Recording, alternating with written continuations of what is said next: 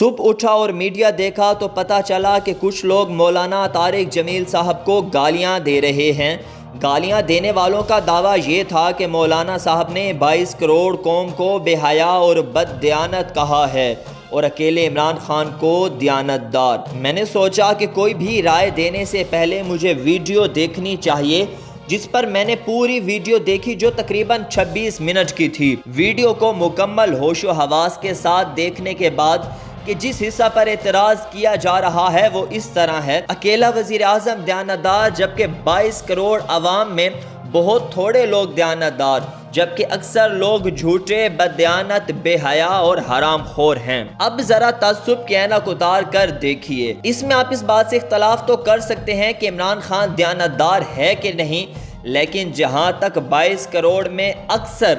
سارے نہیں اکثر جھوٹے اور بددیانت ہیں تو اس میں شک نہیں ہے۔ کیا ہمارے تاجر دھوکہ دہی اور ذخیرہ اندوزی نہیں کرتے؟ کیا ہمارے دکاندار ناپ تول میں کمی نہیں کرتے؟ ابھی کچھ عرصہ پہلے عورتوں نے سڑکوں پر کھڑے ہو کر میرا جسم میری مرضی کے نعرے نہیں لگائے؟ کیا ہمارے ڈاکٹرز مریضوں کو گاہک سمجھ کر نہیں لوٹتے؟ کیا ہمارے اکثر دینی لوگ فرقہ واریت کو ہوا نہیں دیتے؟ کیا ہمارے ہاں فرشتہ اور زینب جیسی معصوم بچیوں کو روز روز لوٹ کاٹ کر پھینکا جاتا ہے؟ کیا ہماری مسجدوں سے پنکھے اور جوتے نہیں چرائے جاتے؟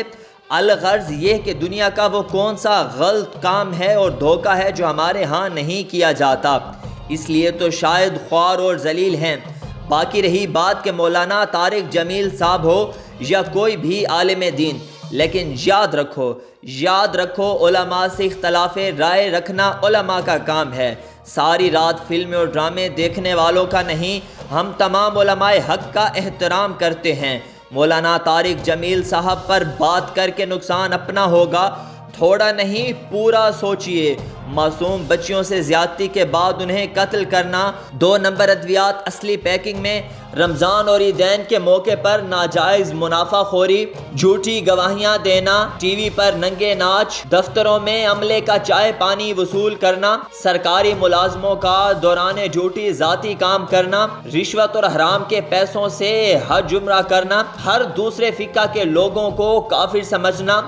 دودھ میں پانی، شہد میں شیرہ، گھی میں کیمیکل، مرغیوں کی انتڑیاں، ہلدی میں مصنوعی رنگ، سرخ مرچ میں اینٹوں کا بورا، کالی مرچ میں گھوڑے کا دانہ اور پپیتے کے بیج، جوس میں جیلی رنگ اور فلیورز، چائے کی پتی میں چنے کے چھلکے، چنے کے آٹے میں لکڑی کا بھوسا، پھلوں میں میٹھے انجیکشن، سبزیوں پر رنگ، پیٹرول میں گندا تیل،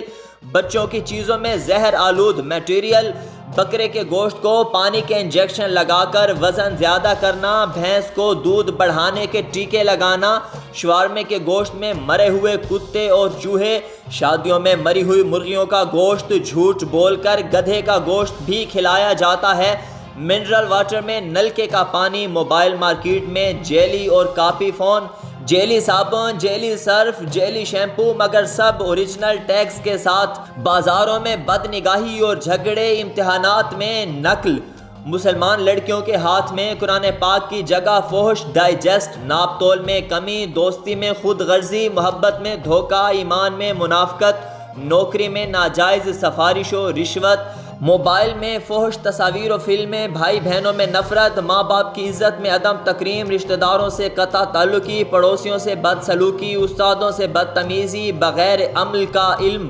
مساجد ویران، سینما گھر آباد، میاں بیوی میں نفرت، بچوں پر سختی، غربت کی آزمائش میں چوری، امیری میں تکبر، اپنے علم پر غرور، روزی میں حرام کی آمیزش، جھوٹ نیکی سمجھ کر بولنا، ڈکیتی، فراڈ، دھوکہ، راہزنی، عبادت میں ریاکاری،